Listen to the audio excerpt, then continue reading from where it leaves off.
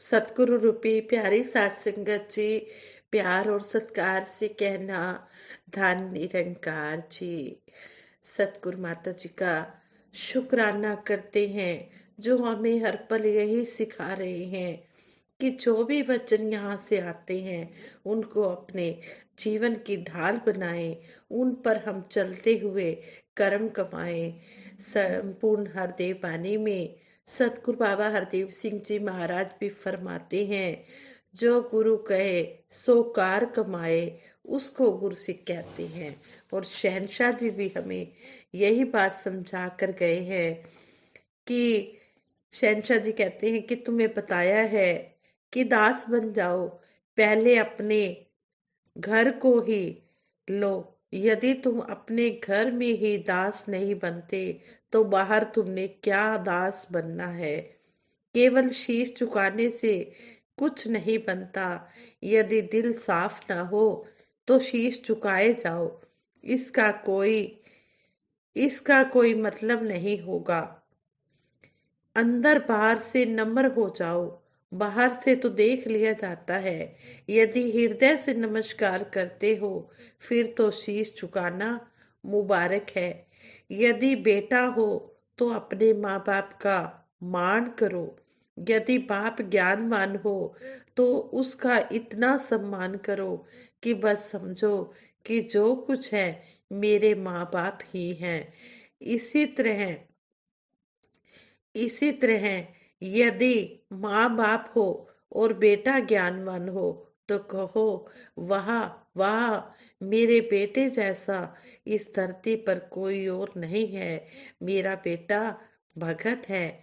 यदि इस प्रकार समझोगे तो अच्छी तरह से यहाँ संसार में बहुत अच्छी तरह से गुजारा हो जाएगा, आनंद में जीवन बीतता चला जाएगा। यदि बेटा हो तो तुम्हें माता पिता का भय होना चाहिए और माता पिता को भी ध्यान हो कि मेरा बेटा महात्मा है और मैंने इसकी कोई अवज्ञा नहीं करनी। इसी प्रकार यदि तुम स्त्री हो, नारी हो, तो घर वाले का सम्मान करना है, घर वालों का सम्मान करना है और यह समझना है कि मेरा पति सबसे ऊंचा है, यानी जो कुछ है मेरा पति ही है। इसी तरह पति को पत्नी की इज्जत करनी है, पति को भी अपनी पत्नी को मान देना है, इज्जत देनी है। इस तरह यह इस तरह सतगुरु शहनशाह बाबा अवतार सिंह जी महाराज हमें समझा रहे हैं। मैं यह सब कुछ निरंकारी सदनों से कह रहा हूँ। यदि तुम गुरु को मानते हो तो फिर गुरु का जो भी वचन आए उस पर चलो, वो काम करो जो गुरु कहता है, दूसरा काम नहीं करना। यदि गुरु की आज्ञा का पालन नहीं करोगे तो तुम स्वयं ही दुखी होंगे। इस तरह युग प्रवर्तक बाबा गुरबचन सिंह जी महाराज भी हमें यही समझा कर गए। बाबा गुरबचन सिंह जी महाराज अपने भक्तों को हर तरह से एक पूर्ण गुरसिक के रूप में देखना चाहते थे।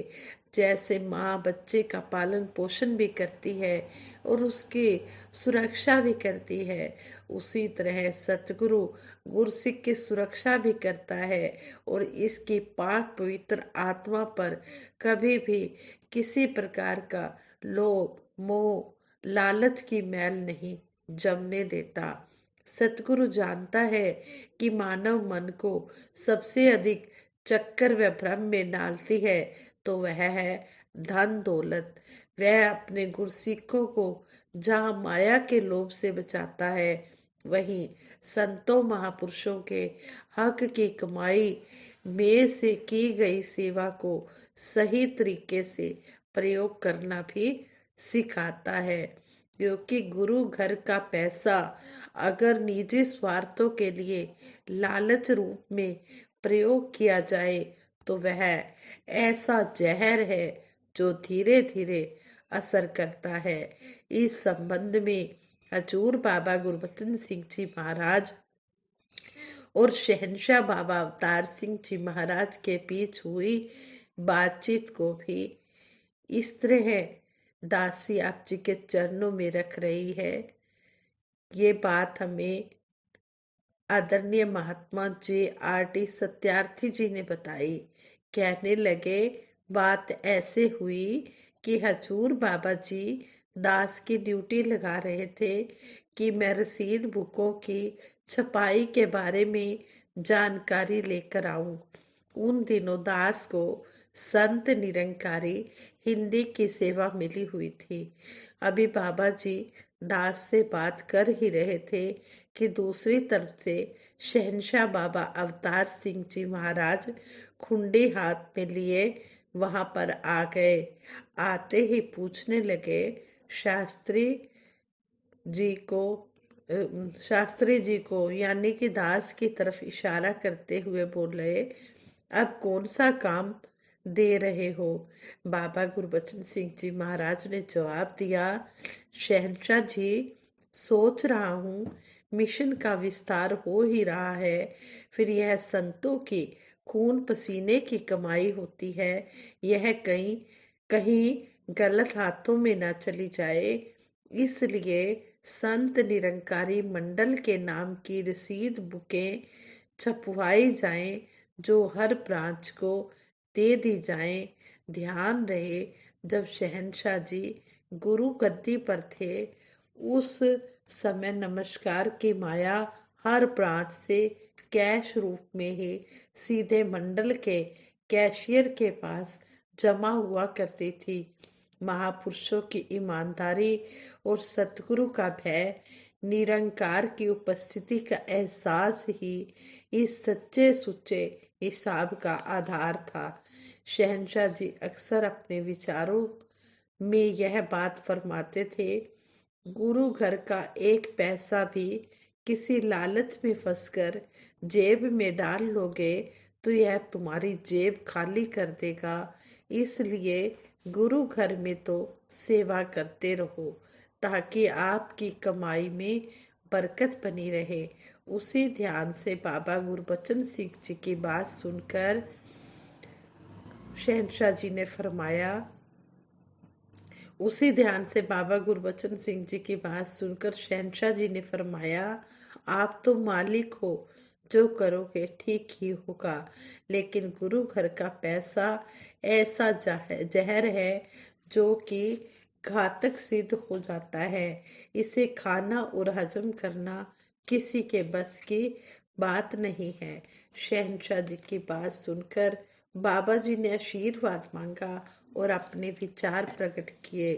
शहंशाह जी दास इसलिए रसीद बुकें छपवा कर हर ब्रांच में भेजना चाहता है ताकि यह माया भूल चूक से किसी गलत हाथ में ना पहुंच जाए, किसी को भी इस जहर की तकलीफ सहन ना करनी पड़े।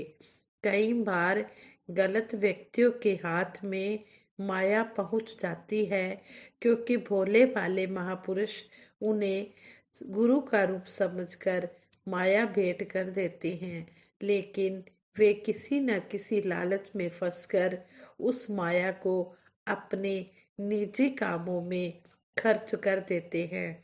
इससे महापुरुषों को, सेवा करने वालों को और लालचवश इस्तेमाल करने वालों को बचाने के लिए भी रसीद बुकें छपवानी जरूरी है। इस जहर से बचाने के लिए ही यह कोशिश की जा रही है। हजूर बाबा जी के विचार के साथ शहंशाह जी ने भी अपनी सहमति प्रकट की और फरमाया, ठीक है, आपने ही आने वाले समय में मिशन के फैलाव को और ज्यादा अनुशासन के साथ बढ़ाना है। आप जो भी करोगे बिल्कुल ठीक ही करोगे। यह कहते हुए शहंशाह जी चल पड़े और दास भी सिर झुकाकर नमस्कार करके बाबा गुरबचन सिंह जी महाराज को और शहंशाह जी को नमस्कार करके अपने घर के लिए रवाना हो गया। साथ संगत जी, यहाँ पर यही समझाया गया है कि जो भी रसीद कटवाई जाती है सत्संग घर में, वो रसीद बुक की पूरी पूरी जानकारी, पूरा पूरा लेखा जोखा अपना जमा करवाना है। और इस माया को बिल्कुल भी ना तो गलत हाथों में जाने देना है और ना ही इस माया को अपने निजी कामों में प्रयोग करना है, क्योंकि गुरु घर का पैसा जहर के समान होता है। इस तरह यहाँ पर बाबा गुरबचन सिंह जी महाराज शहनशाह जी इस तरह बातचीत के द्वारा यही समझा रहे हैं कि हमने जो संगत की जो माया होती है, सेवा माया होती है, इसको हमने सोच समझकर खर्च करना है। हमने हर एक चीज का पूरी तरह से ध्यान रखना है। जो भी हमारे भवन की चीजें हैं, हमने अपने भवन को अपने घर से भी ज्यादा समझना है। हर एक चीज का हमने ध्यान रखना है। हर एक कुर्सी के एक जिम्मेदार प्रचारक है। अपने भवन की साफ सफाई भी रखनी है और जो भी सेवा माया आती है उसका भी हमने पूरी तरह से ध्यान रखना है। एक एक पैसा संगत के खून पसीने की कमाई का होता है, तो हमने उसको सोच समझ कर खर्च करना है। जिस तरह हम अपने घर में रहते हैं तो हम अपने घर की जरूरतों को बहुत सोच समझ कर देखते हैं और सोच समझ कर हम पैसा खर्च करते हैं। इसी तरह हमने ये अपने जो संगत की सेवा माया होती है, जो मंडल का पैसा होता है, इसको भी सोच समझकर तरीके से देखना है और ज्यादा से ज्यादा हमने सेवा माया करनी है और पैसा बचाने की कोशिश करनी है। कहीं पर भी अनावश्यक फजूल खर्ची नहीं करनी है। जितना भी हो सके हमने जो भी हमें सतगुरु ने सेवा माया बख्शी है, हमने समय समय पर उसको संतों की सेवा में लगाना है।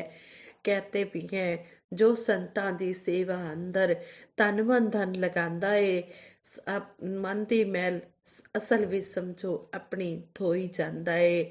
जो भी तन मन धन से सेवा करते हैं, सतगुरु सच्चा पातशाह उनको हर प्रकार की खुशियां देता है। आओ दातार से यही आशीर्वाद मांगे, हे सच्चे पातशाह, आप जी का दिया हुआ है, आप जी हमें इतनी शक्ति देना कि हम हर पल निष्काम निरक्षित भाव से सेवा सिमरन सत्संग में डूबे रहे। भक्ति दे दो सभी को बख्शनहार माता जी, हम सब बैठे हैं झोलियां पसार माता जी। जिसने भक्ति की मांगी दाता दात आपसे, सारे सुख पाएगा वह दिन रात आपसे। जिसने भक्ति की दात सतगुरु के चरणों से मांग ली है, उसे दुनियावी सुख अपने आप मिलते चले जाते हैं। उसे दुनियावी सुख मांगने नहीं पड़ते। बस हमने ध्यान देना है, तो यही ध्यान रखना है कि जो भी हमारे संगत की सेवा माया है, ये संगतों के खून पसीने की कमाई है। इसको हमने निजी कामों में नहीं लगाना है। इसको हमने मंडल के पास जमा करवा देना है और हमने भवन की हर एक चीज का रख रखाव बड़े ध्यान से करना है। सभी का फर्ज बनता है कि हम अपने सत्संग भवन की साफ सफाई भी रखें और हम हर एक चीज का ध्यान भी रखें। साथ संगत जी, दासी से विचार करते हुए बहुत सी गलतियां हुई होंगी, उन गलतियों के लिए आप जी क्षमा करें। अगर कोई गलती हो गई हो तो माफ करें। और आज सतगुरु माता जी के चरणों में दासी सभी के भले की कामना करते हुए सिमरन करवाएंगे। सभी ने मिलकर सिमरन में साथ देना है। तू ही निरंकार मैं तेरी शरण हाँ, मैनू बख्श लो। तू ही निरंकार मैं तेरी शरण हाँ, मैनू बख्श लो। तू ही निरंकार मैं तेरी शरण हाँ, मैनू बख्श लो। बोलिए सतगुरु माता सुदीक्षा सविंदर हरदेव जी महाराज की जय। निरंकारी राजमाता गुरुबचन अवतार की जय। सात संगत जी प्रेम से कहना, धन निरंकार।